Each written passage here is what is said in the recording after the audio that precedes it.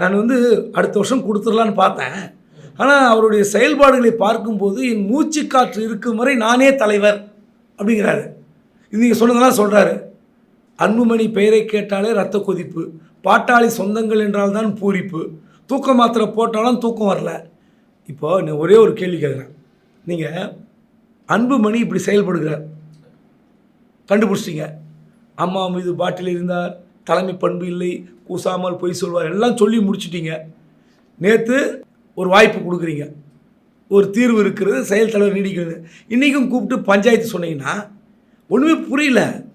அவர் காட்டுக்கு போனோம், நான் தசரத சக்கரவர்த்தி மாதிரி உத்தரவு போடுறேன் அப்படிங்கிறீங்க. இது ஒரே ஒரு பிரச்சனை தான், அன்புமணி ராஜினாமா பண்ணணும். அவராவே வேறு வழி இல்லை. அன்புமணி ராஜினாமா செய்துவிட்டு சரி அவர் நான் தொண்டனாக செயல்படுகிறேன்னு சொன்னால் தான் இந்த பிரச்சனை முடியும் போல் தெரியுது. வேறு வழி இல்லை. இப்போ அவர் மாவட்டந்தோறும் ஒரு பொதுக்குழு கூட்டங்கிறாரு. இப்போ அடுத்து ராமதாஸ் பிறந்த நாள் அன்னைக்கு ஒரு உரிமை பேரணிங்கிறாரு. அது தமிழ்நாடு உரிமை மீட்பு பேரணி. நான் கேட்குறேன், தமிழ்நாடு பிரச்சனைக்காக நீங்கள் போகிறீங்கப்பா? தமிழ்நாடு பிரச்சனைக்காக அன்புமணி உரிமை மீட்பு பேரணின்னு சொல்லி போகிறாரு? கிடையாது. அப்பா மகன்கிட்ட இருக்கிற அந்த பதவி யார் வந்து மீட்பது, கட்சியை யார் வந்து கைப்பற்றுவது, இந்த போட்டியில்